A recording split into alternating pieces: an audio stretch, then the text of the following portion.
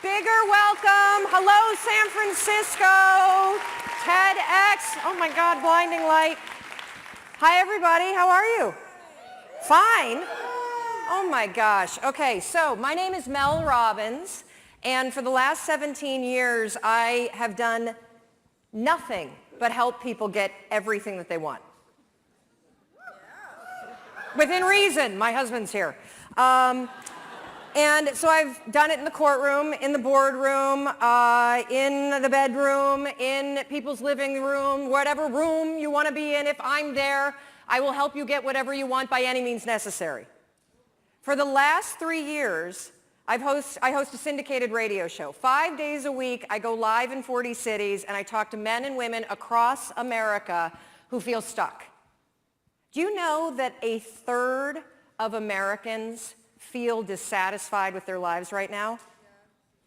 That is 100 million people. That's insane. And I've come face to face with it in this new show that I'm doing, which is also insane. It's called In-Laws. I move in with families across America. You guessed it, who are at war with their in-laws. We move them into the same house. I verbally assassinate everybody. We open up Pandora's box, and I get people to stop arguing about the donuts and who's hosting Thanksgiving dinner and talk about the real stuff. And that's what I want to talk to you about. I'm here for you. I'm going to tell you everything I know in less than 18 minutes about how to get what you want. So I want you to take a millisecond right now, and I want you to think about what you want. You. And I want you to be selfish. Screw Simon and the we thing. This is about me, right now. Sorry, Simon. What do you want? And here's the deal. I don't want it to sound good to other people. Being healthy will not get your ass on a treadmill. Losing your man boobs so you could hook up with somebody, now that's motivation. So I want to know, what do you want? Do you want to lose weight? Do you want to triple your income? Do you want to start a nonprofit? Do you want to find love? What is it? Get it right here. You know what it is. Don't analyze it to death. Just pick something. That's part of the problem. You won't pick. So we're going to be talking about how you get what you want. And frankly, getting what you want is simple. But notice I didn't say it was easy. It's very simple. In fact, if you think about it, we live in the most amazing moment in time. So that thing that you have up here, whatever it may be, you want to use healthy eating to cure your diabetes, you want to figure out how to take care of the elders and start a new hospice center, you want to move to Africa and build a school, guess what? You could walk into a bookstore right now and buy at least 10 books written by credentialed experts on how the hell you do it. You could Google it, and you could probably find at least, 1,000 blogs documenting the step-by-step transformation that somebody else is already doing. You can find anybody online and cyber-stalk them.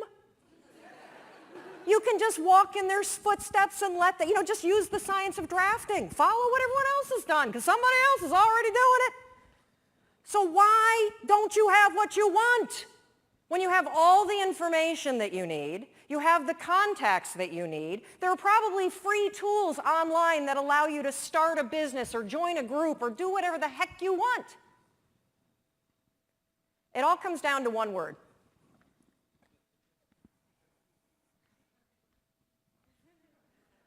Shut the front door. You know what I'm talking about? The F-bomb. It's everywhere. You hear it all the time, and I honestly don't understand what the appeal is of the word. I mean, you don't sound smart when you say it. And it's really not expressing how you really feel. It's sort of a cheap, shot to take. And of course, I'm talking about the word fine. How you doing? Oh, I'm fine. Oh, really? You are? Dragging around those extra 40 pounds? You're fine? Feeling like roommates with your spouse? And you're fine? You haven't had sex in 4 months? You're fine? Really? I don't think so. But see, here's the deal with saying that you're fine. It's actually genius. Because if you're fine, you don't have to do anything about it. But when you think about this word fine, it just makes me so angry. I mean, here we are at a conference about being alive, and you're going to describe the experience of being alive as fine? What a flimsy and feeble word. If you're crappy, say you're crappy. If you're amazing, say you're amazing. Tell the truth. And this not only goes for the social construct, oh, I don't want to burden you with the fact that I hate my life, or, hey, I'm amazing, but that would make you feel terrible. The bigger issue with fine is that you say it to yourself. That thing that you want, I guarantee you, you've convinced yourself that you're fine not having it. That's why you're not pushing yourself. It's the areas in your life where you've given up, where you've said, oh, I'm fine. My mom's never going to change, so I just can't have that conversation. I'm fine. We got to wait until the kids graduate before we get divorced, so we'll just sleep in separate bedrooms. I'm fine. I lost my job. I can barely pay my bills, but whatever. It's hard to get a job. And, one of the reasons why this word also just annoys me so much is scientists have calculated, oh yeah, I'm coming down. Scientists have calculated the odds of you being born. That's right. They've crunched the numbers. I see you up there. They have crunched the numbers on you. Yeah, no, you guys standing up, you want to sit down for this. They've crunched the numbers on you being born. And they took into account all of the wars and the natural disasters and the dinosaurs and everything else. And do you realize that the odds of you, yeah, right here, put your computer away, stand up for me, Doug.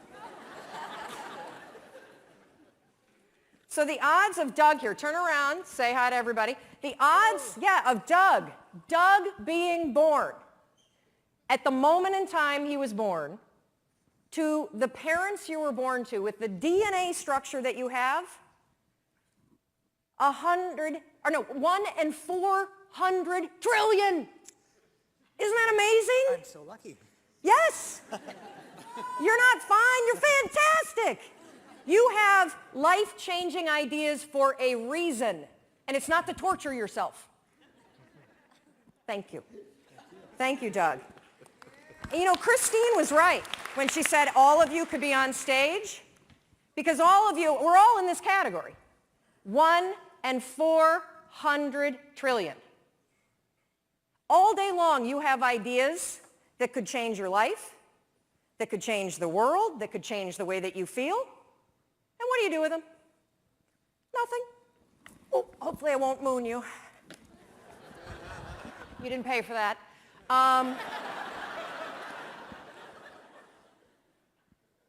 And I want you to just think for a minute, because we all have, I love to use the analogy, the inner snooze button. You have these amazing ideas that bubble up, right? You've been watching people all day, and I guarantee you, ping pong balls, boom, boom, boom, boom, boom, boom, boom. You've got an idea, oh, I should do this, I should do that. And every time you have an idea, what do? Boop, hit the snooze. What's the first decision you made this morning? I bet it was to go back to bed. Yep, the first decision today, I'm 1 in 400 trillion, I'm going to go back to sleep. And I get it. Your bed is comfortable.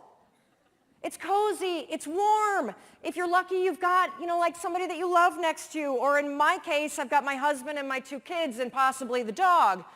And the reason why I'm bringing up this first decision that you made today and the inner snooze alarm is because in any area of your life that you want to change, there's one fact that you need to know. Just one.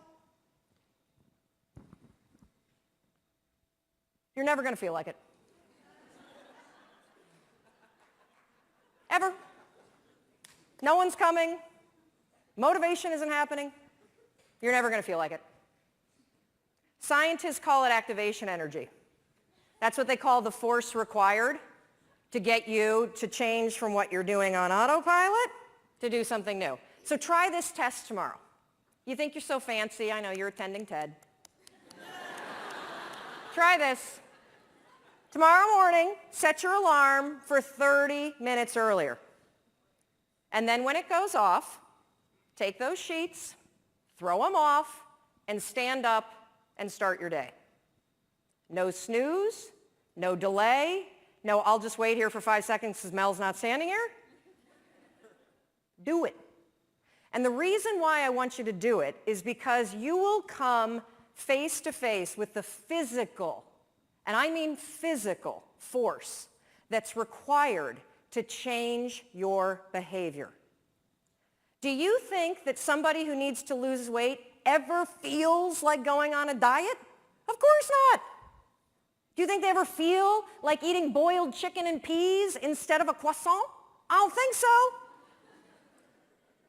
The activation energy required to get your ass away from your computer and out your front door to go on the walk you said that you were going to go on is the exact same amount of force that it takes you to push yourself out of a warm bed and into a cold room.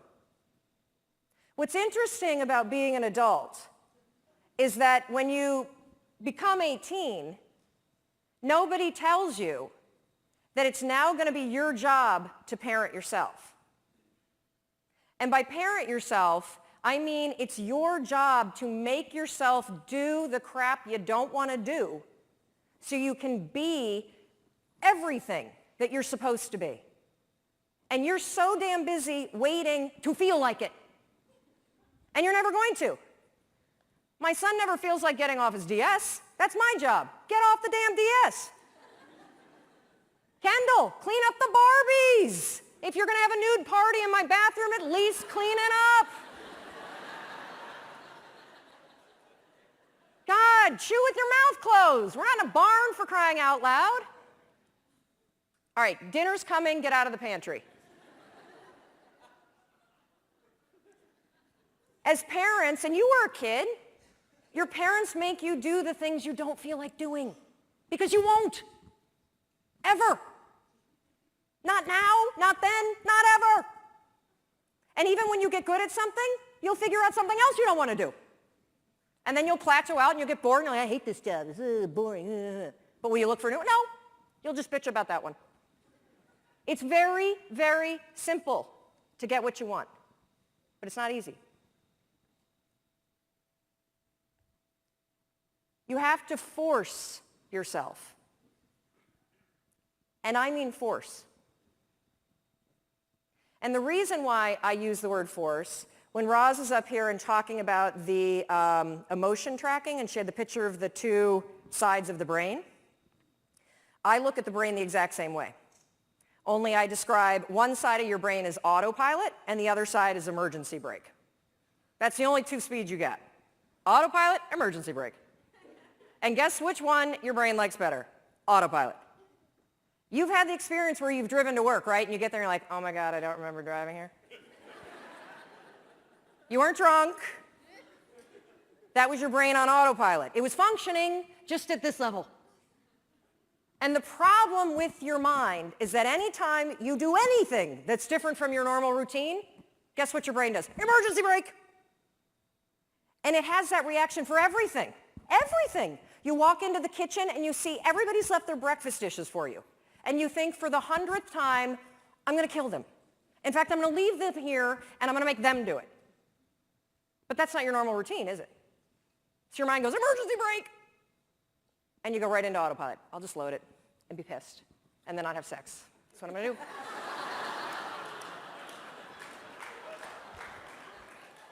So when I say force, anything that's a break from your routine is going to require force. And if you think about your life, it's kind of funny because we, are kids, and then we become adults, and we spend so much time trying to push our life into some sort of stable routine, and then we grow bored of it. You wake up at, the same time every day, you have largely the same breakfast, you drive to work the same way, you show up at work, you look busy, you avoid making calls, you update Facebook, you attend a meeting and doodle the whole time, you go back and update Facebook, you make plans for the evening, you look busy some more, then you drive home the same way, eat largely the same dinner, or, variety of it. You watch the same kind of media, and then you go to bed and do the same thing all over again. No wonder you're bored out of your mind. It's the routine that's killing you. I have this theory about why people get stuck in life. So most of you have probably taken your basic Psych 101 class, and you've bumped into Andrew Maslow's hierarchy of needs. Well, your body is kind of cool because you have these basic needs. And your body is wired to send you signals. If you are hungry, if you need food, what do you feel? If you need water, what do you feel? If you need sex, what do you feel? Thank you. I think when you feel stuck or dissatisfied in your life, it's a signal. And it's not a signal that your life is broken. It's a signal that one of your most basic needs are not being met. Your need for exploration. Everything about your life, about your body, grows. Your cells regenerate, your hair, your nails, everything grows for your entire life. And your soul needs exploration and growth. And the only way you'll get it is by forcing yourself to be uncomfortable. Forcing yourself to get outside. Out of your head, thank you. If you're in your head, you're behind enemy lines. That is not God talking. Okay? It's not. In fact, if I put a speaker on it and we broadcast what you say to yourself, we would institutionalize you. You would not hang out with people that talk to you the way you talk to yourself. So get out of your head. Your feelings are screwing you. I don't care how you feel. I care about what you want. And if you listen to how you feel, when it comes to what you want, you will not get it. Because you will never feel like it. And you need to get outside your comfort zone. It's not about taking risks. It's about getting outside your comfort zone. Those first 3 seconds when you push yourself out of bed, they blow. But once you're up, it's great. Those first 3 seconds when you're sitting here in a studio or a stadium like this and somebody says, get up and come dance, and you think, oh, I should do that. And then you're like, oh. That experience that you had where you had the impulse to do it, and then you didn't do the activation energy required to force yourself, your emergency brake got pulled. I'm sitting right here. I'm not going up with those crazy people. I don't like to dance. Well, what happened for me is I came up and I bumped into Rachel, and then we started talking, and next thing you know, she's tweeting. And we're friends. And boom, get outside. That's where the magic is. That's where the 1 in 400 trillion exists. So everything I do, wait, okay, this is the last part, sorry. So one more thing that you can use. I call it the 5-second rule. Your mind can process a facial expression in 33 milliseconds. It can move pretty damn quick. The other thing that it does very quickly is if you have one of those little impulses that are pulling you, if you don't marry it with an action within 5 seconds, you pull the emergency brake and kill the idea. Kill it. If you have the impulse to get up and come dance while the band is playing, if you don't stand up in 5 seconds, you're going to pull the emergency brake. If you have an impulse about you were inspired by somebody's speech today, and you don't do something within 5 seconds, write a note, send yourself a text. Anything physical to marry it with the idea, you will pull the emergency brake and kill the idea.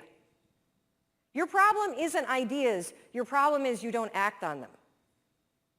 You kill them. It's not my fault. It's not anybody's fault. You're doing it to yourself. Stop it.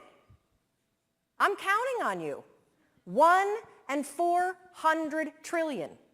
You got stuff to do. And it's not going to happen in your head. So I want you to practice this today. When we go off to party, thank God it's coming soon because I think we all could use a cocktail. I want you to practice the 5-second rule. You see somebody and you think you have that impulse, they look interesting. Walk over there. You were inspired by somebody and you have a request, make it. That's why you're here. Experiment with it, and I think you'll be shocked about what happens. And one more thing, I want you to know that everything that I do, whether it's the radio show or the television show or the book that I wrote or the column, it's for you. And if there is anything that I can do, if I can do anything to make you do the things you don't want to do so you can have what you want, I will do it. But you need to walk over, you need to open your mouth, and you need to make the request. You got it? Good. Go do it.